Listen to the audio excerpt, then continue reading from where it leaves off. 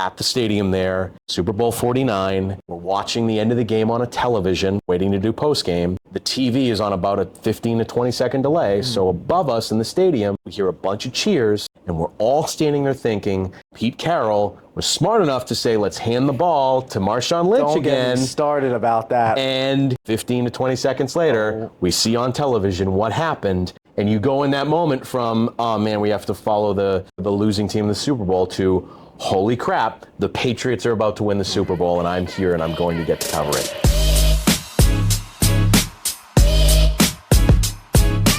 Ladies and gentlemen, boys and girls, welcome to the first episode of the Mike with Mike podcast, the show where we dive into the lives of sports media professionals.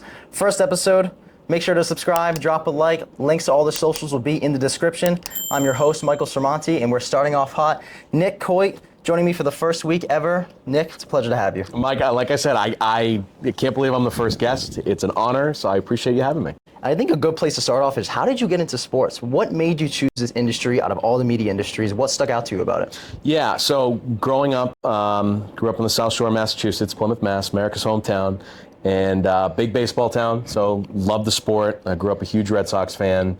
And I played golf growing up too, so those were my two sports in high school. Wasn't very good at them, but I still had a passion for them. And I wanted to figure out, okay, how can I take that passion and turn it into something? Well, I found my real talents were in communication and in performing, and did a lot of drama club in high school. And so I took the passion for that. I took the passion for sports, put them together, and I came up with getting into sports communication, sports media. That's great. And I think that's what a lot of people sometimes don't necessarily make that switch. They're good at some things, but they don't know if they should really get into it. But I think that's a great switch that you made. I mean, you've accomplished so much in your career. I mean, talk a little bit about, your experience so far. What's been your favorite moments? How has your time been working in the industry since you started? I've been really lucky and fortunate. I've been in the industry for 14 years now, and I've gotten to do a lot of cool stuff. But you work your way up to it, and it took a lot of practice. I got a great education at Emerson College, had a lot of great professors that helped push me and helped sort of sharpen my skills. And I worked at a station in Boston right out of school. I worked in Boston 25, and I was there for about 9 months. I worked behind the scenes and learned all the ins and outs. And then I moved to Bangor, Maine for my first on-air job, and sort of got all my mistakes out and figure out how to be a real reporter and cover real sports and real athletes. And then I came here, and yeah, Mike, it's been really awesome because I've gotten to cover some of the biggest sports moments you can think of over the last decade plus from some of the teams that I grew up loving. I covered 4 Super Bowls, I covered a World Series, covered 2 NBA finals, covered a Stanley Cup final, multiple NCAA tournaments and national championships, and it just, I could tell you stories about every single one of them. It's been really cool. All across the board. And kind of on that same note, you've done so many games. How did you know, when did you know that you were going to do this long term? When did it kind of hit you, yeah, this is what I want to do. This is what I want my life to look like. And you've been lucky enough to, experience this, obviously, so far, Patriots, whatever it's been. So I'll tell you the story of when the light bulb went off. Yeah. It was in high school. And like I said, I had those two passions, and I was trying to figure out, my mom wanted me to be a meteorologist. Yeah, of I course, just wasn't that into weather. Yeah. I care about the weather, but I just wasn't really into it. I was into sports. So, you seen the movie Dodgeball? Of course. Yeah, it came out in 2004, so it was sophomore, junior year of high school for me. And there was an organization at my high school, Plymouth North High School. It was called Students Fostering Hope, and they were raising money for charity, and they decided to have a huge dodgeball tournament because the movie was popular. And makes sense. So they decided, okay, if we're going to do this, we got to really every little detail counts. And so my friends that were running the dodgeball tournament came to myself and another friend of mine and said, well, we need the guys from ESPN 8 The Ocho. If we're going to do this, how would you guys like to play that part and do the play-by-play or call it? And we're well, that sounds like an absolute blast. So they gave us microphones during the tournament, and we're doing calling the action, then we're doing post-match interviews, whatever, having a blast. And then the next day in school, I had 3 teachers come up to me, separate occasions, and tell me, I know you were just kind of performing or whatever, but like you were actually pretty good at that. Maybe that's something you should look into to doing. And that's when the light bulb went off. So thanks to the movie Dodgeball and Vince Vaughn, that's what made me think I want to get into sports media. And it's funny. I've had a similar story. I was in high school. I was taking a media class senior year. I always known I wanted to go into announcing, obviously, but I didn't know necessarily what kind of sector I wanted to go into. I didn't know if it was play-by-play. If I didn't know if I wanted to sideline, something like this where you strictly, record podcasts or something like that. Radio. I wasn't too sure, but senior year, similar experience. Someone said something to me. It was my media class teacher, and I was like, you know what? That kind of sparked something in me. I, really want to put all my effort into this, and it's worked out so far. Hopefully it will work out for the future, but I mean, we'll see. You never know what you're just beginning, which is really fun. Exactly, and that's that's the thing I say to a lot of people. Don't stress too much now. Have fun with it. Obviously, stay locked in, do what you need to do, but have fun with it. You're only here for 4 years, and I think that's a big part about sports media. At the end of the day, it's sports. Everyone loves sports. Everyone watching this loves sports. Hopefully, you better. I hope so. I hope so. But yeah, I mean, it's just a great time overall. Especially you meet so many great people in this major. I think that's something that you could also touch on. You've met so many people. Who have you met? That really stuck out to you? Some people, like maybe their backgrounds or certain parts of sports media. Who are there any names? Maybe there are some names that you could throw out there. I mean, I don't want to put you on the I don't want to put you on the spot, but no, it's fine.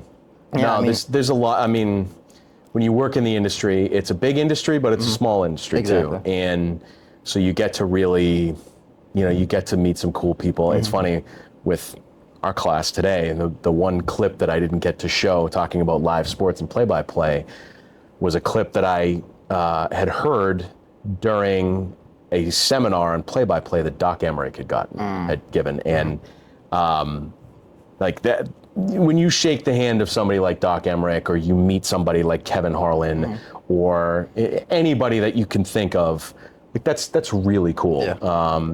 Calling and helping with the broadcasting at Brown University, I've gotten to know just a little bit and talk to Chris Berman, and that's really cool. You stand there and you're like, holy crap, I'm talking to Brooke. Exactly. I'm talking to Chris Berman. Like that's really cool, and just what a great guy. And what you find too with these people that you meet is that they were in your shoes. They've been in my shoes. Exactly. They've been there. And so they want to help further the future of the industry. They want to help people that are trying to get into it.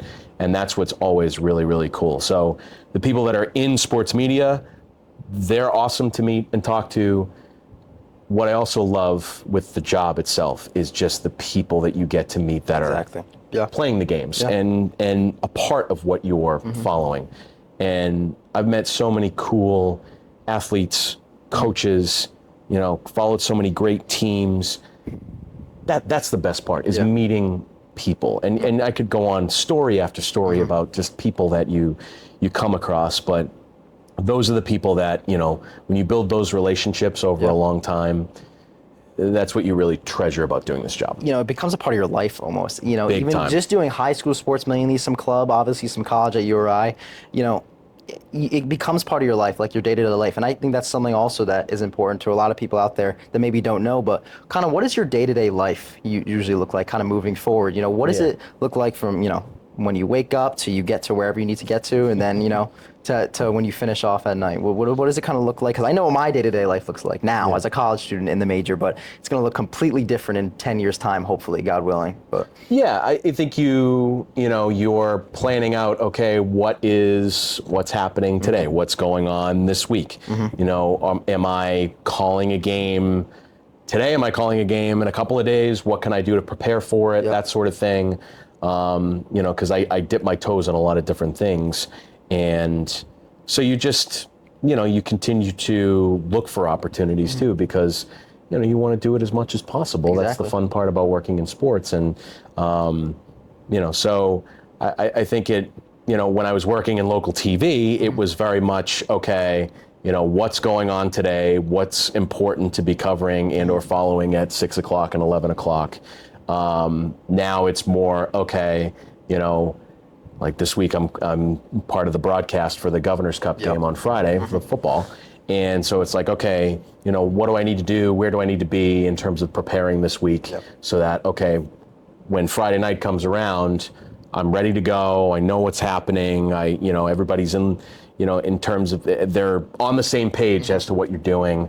So am I following what's going on this week? Because I have a radio show on Saturday morning that maybe there's something I want to talk about, that sort of thing. So, and you talk to a lot of different people when that happens, and you're preparing with production crews and with people you're going to be broadcasting with. So, it's just, there's a lot of different conversations and probably a few cups of coffee along the way too. Yeah, but I think that's one thing kind of about sports media just as a whole. I mean, you're watching sports anyway. If you're a fan out there and you're in the major, that's just something like the back of your hand, just because you're watching sports, whatever it is. I mean, maybe sometimes it's going to be sometimes where you call a sport or you write about a sport or you report a sport that maybe isn't your cup of tea, but you're still around that and you know what sports news is like. You're listening to sports games on the radio, you're watching them nationally broadcasted. So you're just kind of around it all the time. But I think a big factor of this, though, is like you said, prepping for a game and all that. How do you manage your time effectively as best as possible? Because like you said, you have a lot of things going on. Most people in a major are dipping their toes into most things. Myself, I want to do play-by-play, something like this maybe on the side as well. How do you manage your time effectively with all the things that you have going on? Plan ahead. Definitely. I think that's the best piece of it, yeah. You have to, because it's, in some ways, it's like playing a sport. The preparation is probably the biggest part, because if you don't prepare well, you're probably not going to perform well. If you prepare well, when it comes time to doing the broadcast or as an athlete playing the game, you go in, and that's probably the easy part because you prepared so well. Exactly. So it is a job in an industry where you guys are figuring it out, and I've figured out the last 14, 15 years that your cheating time on nights and weekends and all that, like, it's not one of those 9 to 5 jobs. It's not going to happen. You're gonna expect to do that, but as my old mentor Ken Bell said, working in sports is like working in the toy department, because you get to do the fun stuff. Exactly. And you get to see these really great things happen, and you get to call the action and all of that. So but the biggest thing is just preparation and planning ahead. It goes such a long way. That's a good analogy you made, the toy department. I want to touch on that because there's a lot of fun to it. But like you said, it's not like a 9 to 5. 9 to 5s don't get the best rep because you're working 9 to 5 every single day. That's your job, whether you like it or not. With sports, you're kind of bouncing around. Sometimes you can be calling a game 3 hours here at night, but in the morning I did this. So you're all over the place, and you're not always working, but you're always picking up almost through osmosis sometimes, some knowledge that you want to talk about. But obviously there's so many rewarding parts. I mean, that's something also that I would love to ask is, what's the most rewarding part for you so far, Ben, in this ride for however long it's been, since high school, college even? I mean, you've been in so many things. You've done basketball, football, you name it, you've done it. So what's the most rewarding thing for you, you'd say? That's a good question. I go back to the relationships and meeting people and sharing people's stories. That's really, I think most recently for me, like following the March Madness run that Bryant University had, their men's basketball team this past spring, I think about the fact that we covered the entire season. We were there for all the big moments. We were there for the big moment when they win the conference.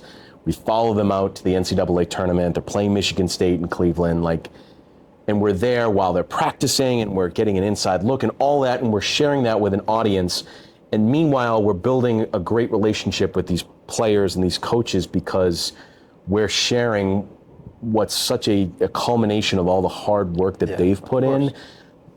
That's so rewarding for me because I think it's cool. You almost feel like you're a part of it, but you're not. You're sharing it to a bigger audience and people that want to see what's going on and want to see the greatness of what sport can bring. And so I think about that. That's most recently. It's cool to cover the pro teams, but these college teams and these high school teams, these are some of the biggest moments that these athletes are going to have in their lives. And so being able to share some of those stories is really cool. I think we covered the Providence College hockey team when they won the national championship in 2015. And I think 9 or 10 of those guys ended up making it to the NHL. Wow.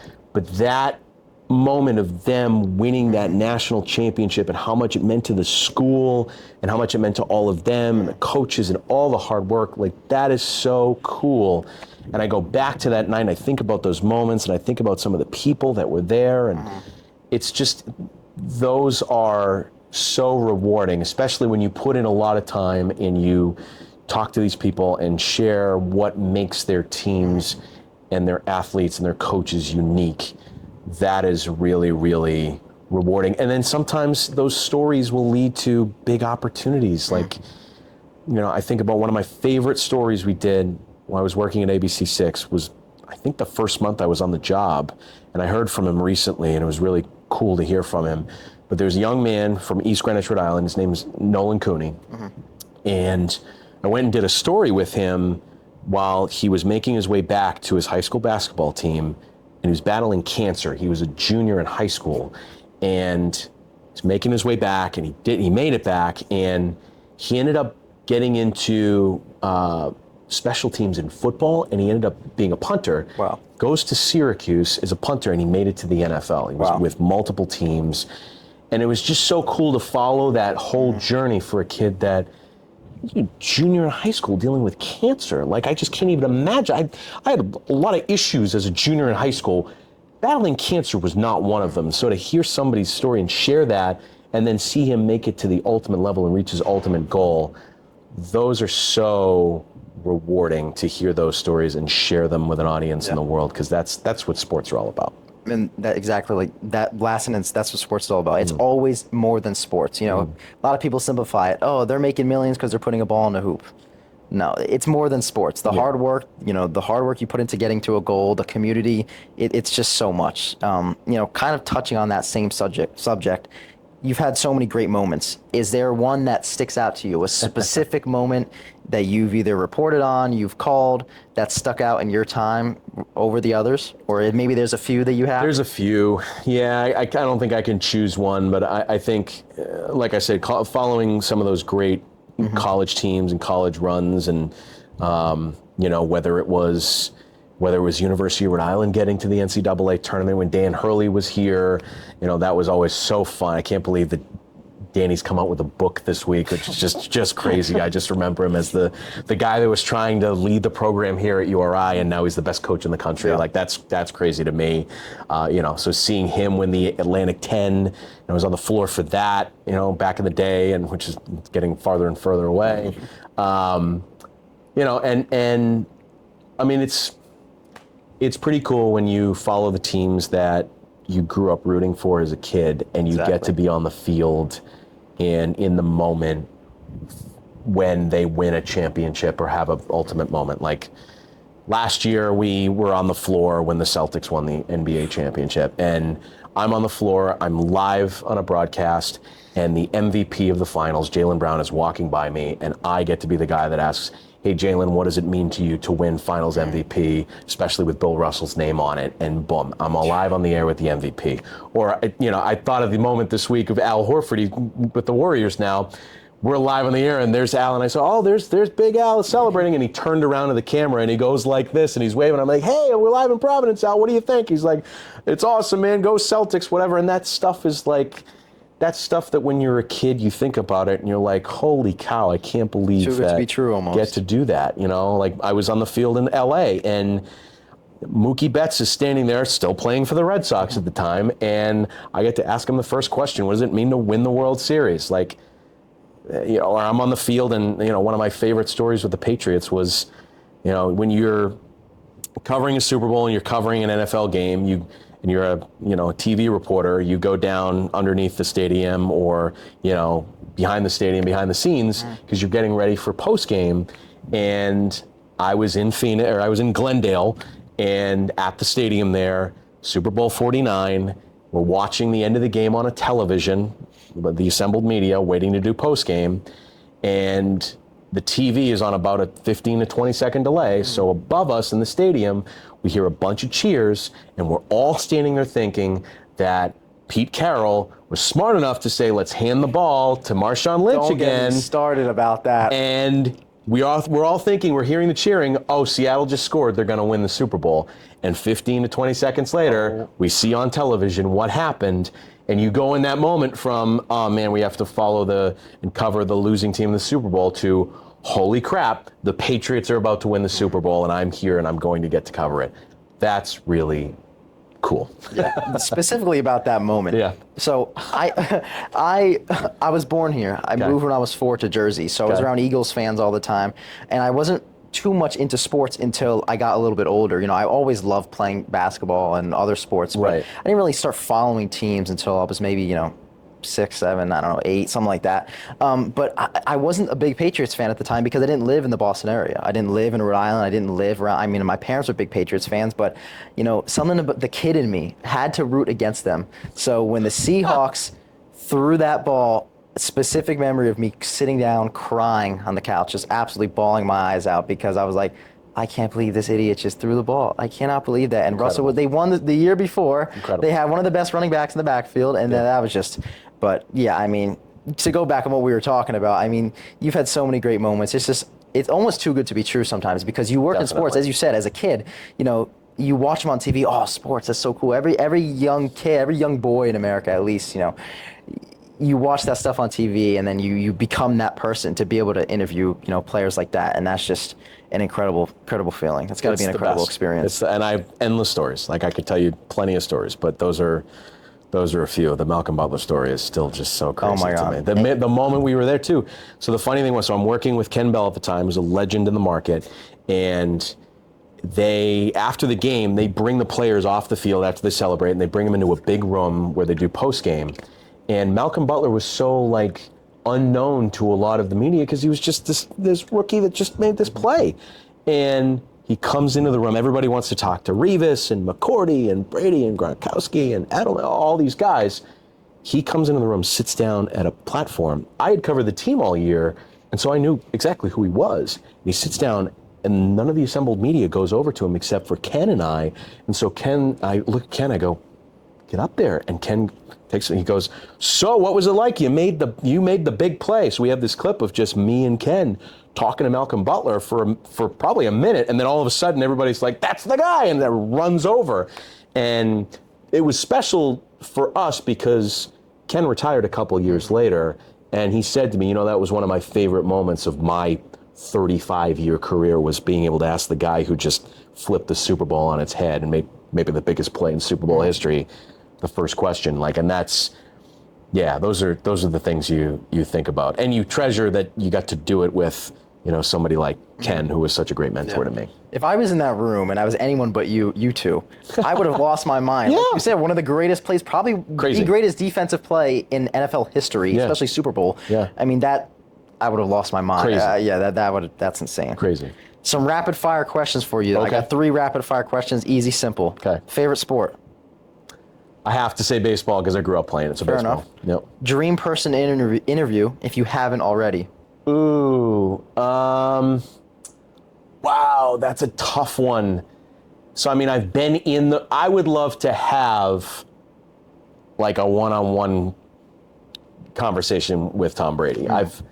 You talk to him in the locker room, you in press conferences with him, but everybody wanted to talk to Brady. So it was cool to be in the room with him once or twice a week, but I'd love to have just a sit down, me and Tom have a conversation. We can make that happen. You never know. I wish. Hey, and finally, pre-game ritual. Anything before a game that you do? Do you have any things that you consistently do? Or are you one of those kind of people? No, nothing quirky. Nothing quirky. I just prep and I try to appreciate the moments when they're on their way, because I try to enjoy the ride along for it too, because I think that's the important thing, is when you have a sense that, hey, this might be something cool or this might be something special, you try to appreciate every little moment along the way, so that when it does come along, you really can enjoy it. Of course, you put all that work into it, you might as well Amen. get something out of it. And there's, so much prep and so much you need to know. Right. And kind of on that same note, Yeah. what kind of skills from your experience would you say that's very important to have? That's maybe not some of the generic ones that we all know, public speaking, confidence, maybe some other ones that aren't necessarily touched on, in class by professors or other professionals. Anything that you've picked up on over your years that you would say that are definitely helpful for anyone that's watching to have? I think the best thing you can be, Michael, is be genuine. Be genuine. People want to get to know people. People want to get to know who you are. And I think that's the best thing you can do is be yourself, and don't try to portray I'm a media personality or whatever. No, just be yourself. That's what you're supposed to be. It's authentic, and that's one of the best things I can say. And then I would say just be kind to everybody that you work with too, because I think that goes a long way, particularly anybody that you work with on your crew. If you're on the air, your crew makes it happen. Your crew is the one that says, okay, they set you up for success. And so, make sure that you thank them, make sure that, you appreciate what they're doing for you, because they're the ones that ultimately make you shine. And they're the ones that you can build some of the best relationships with too. And that's what I very much appreciate about being in this business. It's a reputation and connection business. Big we touch on that all the time. Anyone in the major knows that. Yep. It's a big part of it. Yeah. Specifically when it comes to college students though, maybe someone that only wants to do play-by-play or someone that only wants to do journalism, they need to branch out. What would you say to them to, get their toes into everything? For me specifically, as I said, I would love to do play-by-play. Yeah. However, if I only do play-by-play for the radio here in ESPN Plus, that's not going to get me where I want to be as much as if I were to dip my toes into everything else, get more connections, build a better reputation with more people. So what would you say to kids specifically that only want to dip their toes into one thing instead of branching out to all aspects? I think you should be versatile and be open to trying new things too, because I thought in school that I would get into a lot of play-by-play. Yeah. And it turned out that, being in local news and television news was the path that I ended up going down. And I didn't know that was going to happen, but I tried it out and I sort of went with it and I learned it. And along the way, I started picking up radio again. I started picking up play-by-play and doing sideline and all that. All the skills that you learn in whatever medium you get into in sports media and sports broadcasting, they all translate into each other. So you never know what you'll pick up if you're doing radio or you're doing television or whatever it is. Like, try different things, be versatile, be open to being challenged too, because when you challenge yourself, you never know where it might take you or how it can improve what you're doing. Being on radio has helped me when I'm on television and I need to think on my feet. Okay, what am I going to say here? Where can I go with something? And vice versa, being on TV and going with it, can help me, make my point concise when I'm on the radio. Or doing live sports and being on a sideline. It can be the best live reporting you ever do because you just don't know what's going to happen. And so when I'm doing sideline for a football game at Brown, and then months later I'm on the floor at TD Garden and the Celtics just won the championship, and my producers are saying, hey, we're scrapping everything in the show, we're going live to you, and you just go. It teaches you, think on your feet, describe what you're seeing. Okay, there's Jalen. Oh, look, there's Jason Tatum over there. Up there's Joe Mazzulla. You remember he's from Johnston. He's hugging his family. Oh, look, there's Al Horford. He's waving at the camera. All those things, it all comes together. So you never know what avenue it'll take you, but having all those skills can help you immensely in terms of trying to figure out what direction you're going to go in this business, because you don't know when a door is going to open and where that door is going to lead to. Exactly. Saying yes to a lot of things. Yes. That's what I've learned is, not big into social media. I just got offered, a position to be a part of a social media platform here. Right. Everything correlates. Like you said, you talked about this in your course. Writing is a big factor. No matter what you're going into, a company will love if you're a good writer, because then that just makes for better what you're going to say. You're going to write down usually what you're going to say a lot of the time. So, that's a big factor of it. And, the last part of this is, what's a big piece of advice that you would give to college students like myself or anyone that's growing in this field, maybe about to graduate? What's one piece of advice that you wish you knew at the start of your career when it comes to being in this field and building relationships and just being the best you can be? One piece of advice. A lot to choose from. Yeah, I mean, I was lucky. I got some really good experiences, in college at Emerson, but I probably wish that I jumped in a little sooner, because I maybe I was a little timid at first, and now I watch the kids at the University of Rhode Island. I watch kids at other schools, and I see just how quickly they jump into it, and so I would say just don't be afraid. Don't be afraid to jump in. Don't be afraid to try something. Don't be afraid to fail, because I definitely failed in college. I had no idea what I was doing with a camera, no idea, and what did I do? I worked through it. I tried it out. I had professors that were tough on me, that pushed me into getting better at it. And now if you give me a camera, I can figure out what the heck to do, like that. And so, yeah, don't be afraid to jump in, try something. Don't be afraid to fail, because, maybe I was a little timid at first, but, after a while, I definitely figured out, hey, I think I'm going the right direction. So have that confidence. You want to do it, go after it, and be persistent too, because, there's going to be times where you're probably going to be told no, or be rejected, or be discouraged, or have some challenges, but just keep going, because you're clearly getting into it because you have a passion for it. So continue to be persistent and chase that passion. I think someone in this major, like myself, I would be worse off if I was said yes to 100% of the time, is if I never failed. You get more success with more failure, because you just improve who you are as a person and are, as you are, with your skills. And I think that's a big part of it is, we all come into this major with some sort of skills. Not all of us are great at public speaking. Not all of us are great at writing. But then you collaborate with other people. You learn as much as you can, and you become the best you can be. Right. So I think that's, something that I'm learning as of now. You've obviously learned over the course of your career. But yeah, I think that's the biggest takeaway out of anything, is that you need to, fail before you succeed. Absolutely. Yep. And just don't be afraid to. Go after it. Yep. Stay determined. And that's what I plan on doing. That's all I really have, though. That's the first episode of the podcast. I hope you guys enjoy. Follow on all the socials. Please subscribe, drop a like, and Nick, it was a pleasure. Thanks, Appreciate Mike. it. Appreciate you, man.